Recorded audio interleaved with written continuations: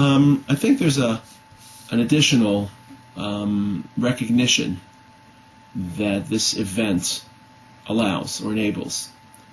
And it's a bit of a nostalgic recognition. We recite every morning when we enter shul, very often when we conclude davening, Shabbos for example, Adon Olam Asher Malach B'terem Kol Yitzir Nivra. We accept HaKadosh Baruch Hu's authority, and we also we reminisce about a time in history, prehistory, when God's authority was indisputable, when God's authority was supreme, was uncontested. That, of course, occurred when the world was created, before any other creatures were introduced into our world, and in particularly before man was created with freedom of choice which ultimately led him to rebel, to disobey, to look elsewhere, away from God's will. B'terem kol yitzir nivra. Before any other creature was introduced into our universe, God's authority, Bereshis bara Elokim, reigned supreme. Every Friday night we recite in Shul, Hashem Malach Geus Lavesh. We refer to HaKadosh Baruch Hu's sovereignty, which existed unconditionally in that pristine moment of time. The waters themselves echoed with HaKadosh Baruch Hu's presence. Mikolos Mayim Rabim Adirim Mishberayam Adir Bamarom Hashem. And the initiation of human history is, of course, the deterioration of this world's, or the presence of HaKadosh Baruch Hu in this world. And redemptive history, in Jewish history, is an attempt to restore that sovereignty, to restore the presence of Kadosh Baruch Hu. By standing every 28 years, when the sun hits the exact point in which it began, at the exact time in which it began, the time of the week in which it began, that 7-day cycle, Tuesday evening, right before Wednesday morning, we call it Tuesday evening, Or Leom Yudalid, the night before Wednesday. It's almost as if we can travel back to that moment. Travel back to that moment during Sheshis and Mebrashis, relive it to a degree we relive it every year on Rosh Hashanah. We relive creation of the world, Hayom Haras Olam. But in this instance, we relive it in a very, very literal fashion, almost as if we can imagine the sun being fixed into its orbit by Kadosh Baruch Hu.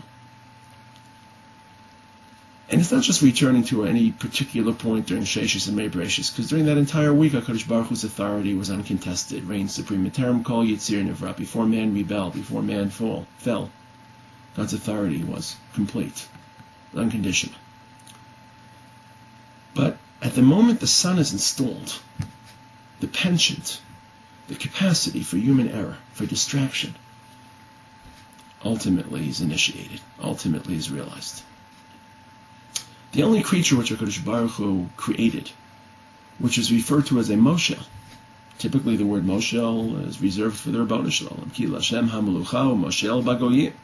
Ata Moshel Begeyus Hayam.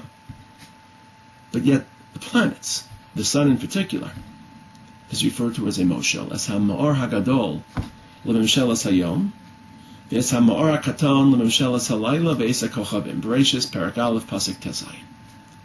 Because the planets, in their incessant, inexorable march, determine time, seasons, agriculture, human biorhythm.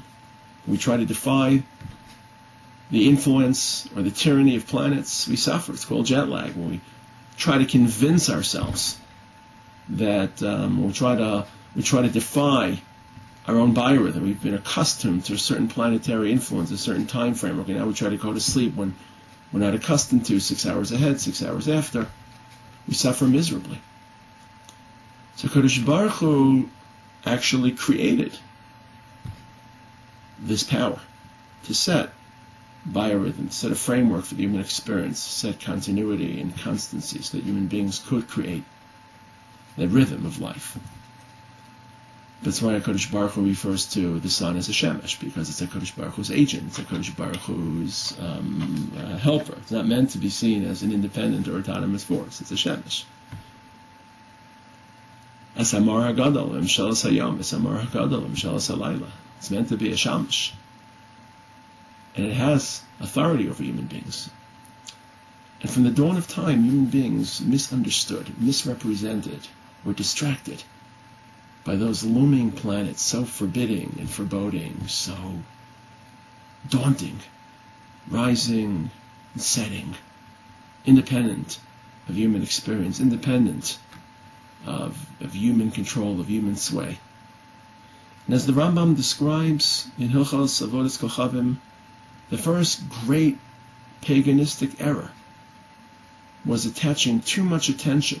People saw the planets as intermediaries or as servants. They realized the planets were servants of God, but they assumed that by favoring these servants, by serving these servants, by showering gifts and deification upon these servants, they could win the grace of God. And ultimately, that itself is a mistake. The generations passed and people forgot the association between planets and God. They were distracted. People looking for something tangible to grasp onto, to hold tight for security. And an invisible God doesn't provide that security, doesn't provide that certainty, that anchor in reality. Planets did. They had such a deep and compelling influence on every aspect of the human experience. The sun in particular, providing the heat and the day cycle and nourishment and energy. The original idolaters were literally, as we refer to them, the phrases avodos kochavim hazalot, people who worship stars and zodiacs. But this refers to anyone who worships any form of paganism. But the first great paganistic distraction was seeing planets, seeing the sun, and the sun in particular, not just planets. The history, the legacy of sun worshippers, and particularly in Egypt and Mitzrayim, the sun gods, but not exclusively. The history, and unfortunately, even in our own tradition, we find in the first Beis HaMikdash people worshipped the sun. People constructed markivos hashemesh, sun chariots, which were meant to mimic the passage of the sun through the heaven in its daily orbit. Obviously the sun doesn't orbit, but it looks as if it orbits. The sun revolves, the earth, access. Because of that, it seems that the sun rises and sets. We were not invulnerable to that influence. And it's almost as if we're returning once in 28 years, literally to that time, that frozen moment in time. There's a nostalgia, Adon Olam, Asher Malach, B'terem Kol Yitzei Nivra. Even before you place the sun, before you place this powerful globe of energy and nourishment and life for people to live, to sustain life, it also created distraction for those who were unable to penetrate and fix their eye upon HaKadosh Baruch Hu, the creator of this shamash, the creator of this servant, the creator of these servants.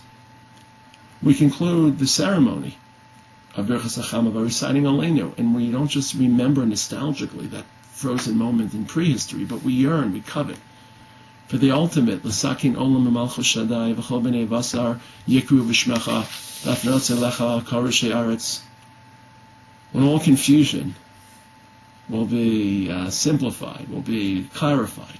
People will see the sun. There's a beautiful pasuk in Yeshaya Parach Avdalit that B'achros Hayamim, during the apocalyptic redemption of history, V'chafra halavona uvosha hachamah, the moon will be covered, and the sun will be diminished. This could be taken literally. Apocalyptic events may indeed create changes to planets, but at least people will cease to be distracted, whether by planets or other distractions, and recognize ki malach Hashem tzevakos behar Tzion v'Yushalayim v'neged zekenav kavod. People will see the kingdom of God, the sovereignty of God, the role of His people, and all the years of distraction, the history of human distraction initiated that first night of Sheshes Yemei Bereshis, Tuesday evening before Wednesday. That will all be reversed, and clarity will replace confusion, and focus will replace distraction, and the sun will be seen as the shamash, the beautiful, majestic servant that it was intended to be seen as.